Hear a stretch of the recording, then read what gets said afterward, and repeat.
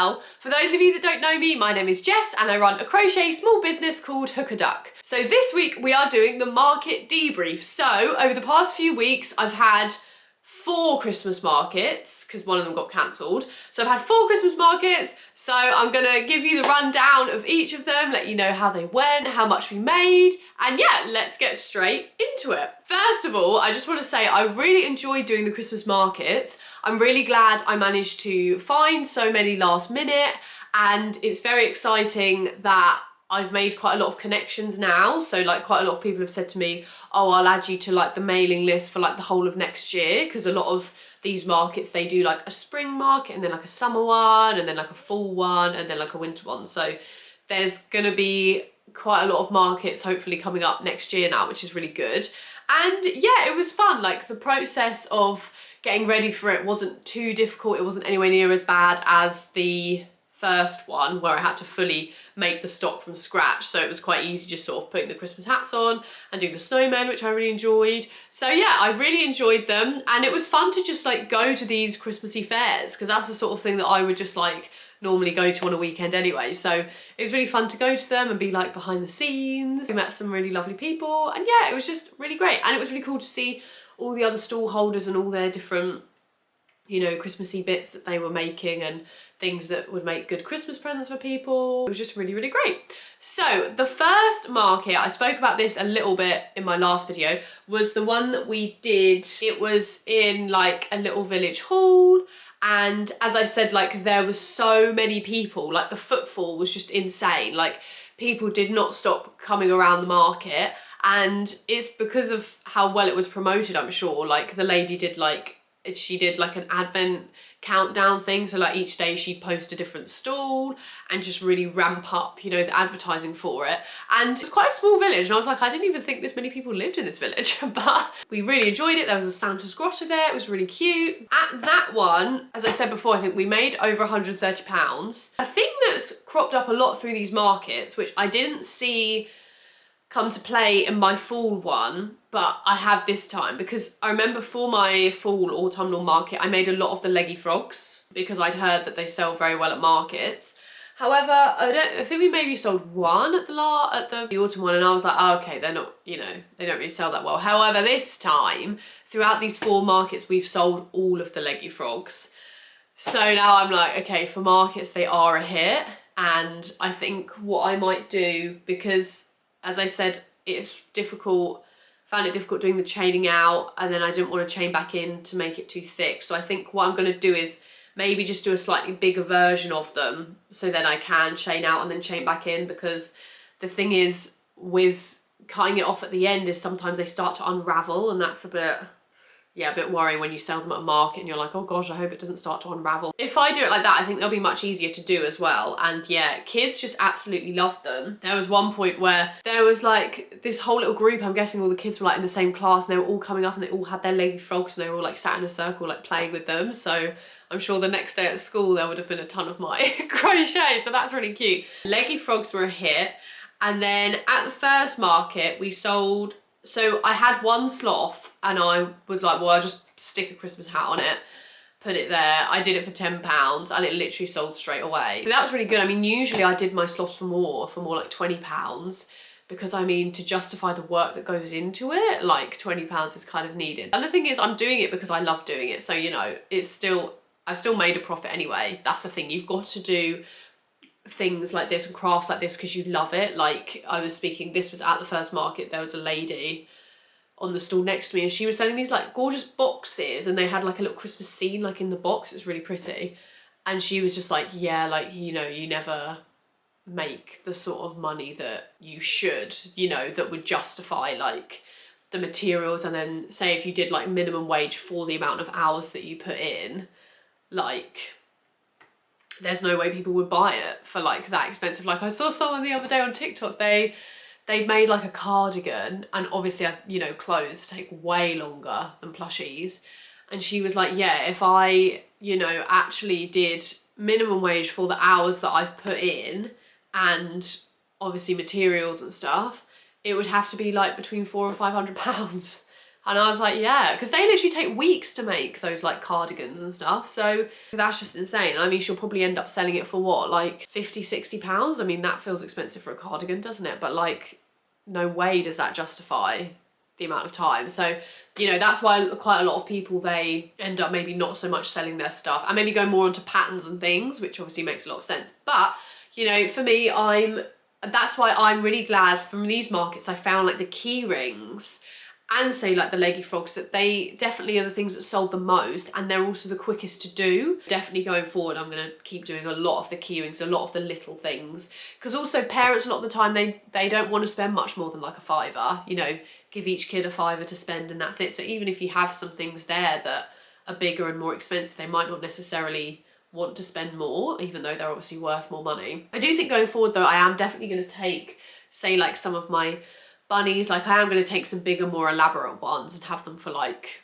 20 to 30 pounds, you know, because ever since I posted that bunny, I've had quite a few orders of people that I know just being like, can you make me one of the bunnies? So they clearly are popular, and if people had like a birthday or something coming up, they probably would spend a bit more on it. I've also done a few more for like Christmas presents, which will be next week's video, so I'll show you some more different animals I've been making. People loved, you know, just the ducks on their own, and my brand is obviously Hooker Duck, so ducks and key rings and whales, so the simple ones that I can justify being, you know, cheaper. And then, you know, when I just fancy doing, you know, a bigger project, I'll do it and then just take it to the market, and if it sells, it sells. If it doesn't, I've enjoyed making it. So back to the first one. We sold out of all the yellow chick key rings. That was a real thing. The yellow chick key rings, I think in every single market fully went. A lot of the turtles always went. The whale key rings, not so much, but a few went. And then yeah, we sold a few of them in the big hats. That first one was a real success. As I say, we made over £130. I think it was only like £20 for the stall. So that one was really good, really enjoyed that.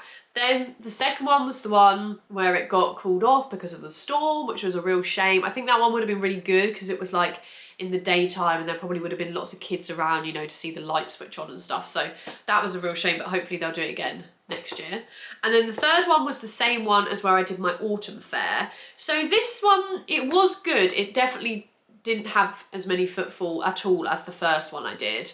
I think, because I'd come off of doing that one, it then seemed like, whoa, this is quite quiet. From that one, we made about £70. That was about the same as what we made last time at that market. So it's still very good, you know, it still is a profit. Once again, the key rings were the most popular. I sold a black cat. I just thought I'll bung my black cats in there, you know, that I had left over from Halloween. Did them for £10. We sold one of them again, which was really good. The chicks were very popular. We sold some frogs. That was a good one. Yeah, as I say, not quite as popular as the one before, but we still really enjoyed going. And then, and then another one I did was a lady that I know through my dance teaching. She was running, she's on like the PTA of the school that her kids go to, and she was organising, it was in this pub and it was a little like afternoon evening market, and then the kids from the school were going in and carol singing. So that was great because I think there were literally like 40 kids and all their families all coming into this pub. They then sung. A lot of the time they would walk past my stall on the way to singing me like, oh, that looks really good. And then the parents were like, oh, we'll come back at the end. That's the one where I literally sold like 5 of the frogs. So all of the remaining frogs I had were gone. And that was the one where all the kids were like in their friendship groups getting the frogs. We sold 6 turtles. So a lot of people, little kids going around with turtle key rings, which is really cute. We sold 6 of the big ducks. So lots of them really liked the big ducks. I think I was doing them for £7 at this market, the bigger plushies, so I brought that price down a bit as well. And then the chicks, we sold 3. I think that was all the chicks I had left there. And then big snowmen, we sold 3 of the snowmen as well. So that one I think we made like £142. That was the best one we did. So that one and the first one were definitely the best too. Just so many people there throughout the whole time. It was so good that I was there for the earlier slot to have the kids doing their carol singing, because obviously largely my audience is kids, because I went around some of the other stalls and they were doing like health and beauty and stuff, and they were saying like they didn't really sell much at all, and I was there like, well, this is the most I've made at any market. So I think because it was such targeted at kids, so my stall was like kind of the most popular. So it definitely confirms that I need to get my stall into things like kids fairs, you know, school fairs, that sort of thing is, you know, my main target audience. So yeah, so that market went really, really well. It was really enjoyable. Such a cutesy little like pub. We just really enjoyed it. It was nice to hear some carol singers as well. That was really, really great, that one. And then the last one we did was at a garden centre, and it was in the evening. It was from 4 till 8 p.m. and there wasn't the most people. We were coming off the back of another very busy one, so this was one where was much more of a steady flow, like not that many people at all really. We made like £50, so you know, it was still worth going. And it was good fun, and it was nice to like be in the garden centre and stuff. I don't know if maybe it would have been busy if they'd done it like during the day on a Saturday or something when the garden centre was actually open, because usually the garden centre closes at like 5:30. So a lot of people might have thought like, well, the garden centre's not open, so there wouldn't be anything going on. But I think they stayed open till later, like purposefully. But maybe if they'd done it at the weekend, it would have been more busy. But you know, there were still some people there. They had some carol singers as well, so that was nice to watch the carol singers. And then I was talking to this guy, the guy next to us, he was running like a coffee like stand, and he was saying him and his company, they were doing like 35 markets this Christmas. I was like, wow, that's insane. Like that's a lot. I guess with something like that though, you don't have to physically make all the stock yourself, like you sort of order it in, don't you? So that makes it easier in that sense. But yeah, and he was just saying, you know, some you win, some you lose, some you make a lot of money, some you don't make any money at all. So yeah, that's just the reality of markets, but it was still really good. And while I was there, I made a lot of my Christmas presents. So that was great. That was really good. Oh, also in the market before in the pub, Mike couldn't make that one, so it was just me on my own. And I thought, well, I'm going to take some crochet to be doing, because I had so many Christmas presents to make for my family. So I was just sat there crocheting. And honestly, if you're ever going to market on your own, that is such a good tip, because otherwise you're just sat there for 4 hours, you've done your phone scroll, like you're just really bored. Like in some of the markets I went to, I was noticing some people there on their own and they just looked so bored. So take some of your craft to actually be doing, you know, you're getting a job done, you're looking busy. Like I think people enjoy watching you do the craft as well. Like the woman who ran the market was like, oh, that's so cool that you actually sat there crocheting on your crochet stall. And I was like, yeah. So take your craft to do, like it's such a good idea. And then, because obviously you talk to the other stall holders and stuff as well, but you know, otherwise it can get a bit boring, especially if the market's not that busy. So take some crochet to do. So in the garden centre one, I got so much done of my Christmas presents, which was really, really great. It was a good market. My grandpa came round again. He got a black cat, which was really cute. Overall, the markets have been very successful, very fun. I've really enjoyed them. Now it's time to just have a break for Christmas, which is good. And then, you know, I'm sure there'll be lots of like spring markets, and well, I think markets are on all the time, aren't they, coming up. I've really, really enjoyed it. I hope you enjoyed watching those little snippets of it from last week. And yeah, now I've got quite a lot of leftover snowmen, so maybe I'll just do a snowman Christmas tree. Just have my Christmas tree covered in snowmen.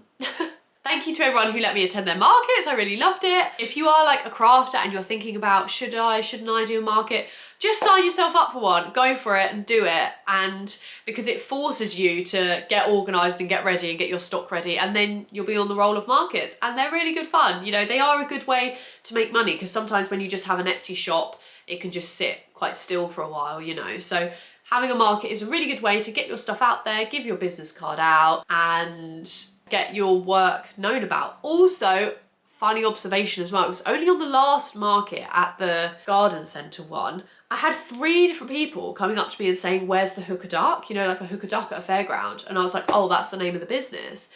So I'm thinking, because on my business cards, it just says hooker duck. So probably I need to get it to say hooker duck crochet. But then what me and Mike were thinking is actually at markets coming up, especially like the summer ones, you know, like sort of summer fair ones, we could actually have like a little hooker duck at the side, and they could do a hooker duck and then, you know, obviously pay like £1 or something to do the hooker duck, or 50p or whatever. And then most of them could just have like sweets, you know, a sticker that they get a sweet, so we can just have a big pot of sweets. But then, you know, if they win the top prize, they could get like a keyring or something. That's quite a good plan, isn't it? Just have one duck in there that wins you a keyring. Good idea, actually. Not that they suggested that, but I just thought, like, I don't want people to be disappointed that there's not a hooker duck. So yeah, might do that, especially for the summer ones. I hope everyone has a very Merry Christmas, and because next week when I see you, the big day will be over. Next week, I'm going to be telling you what I crocheted for my friends and family for their Christmas presents. Obviously by then they'll have had their presents, so I can say. I've really enjoyed the market, it's been really great. Thank you so much for watching this video, guys. I really hope you enjoyed it, and I will see you next week for another video. Bye!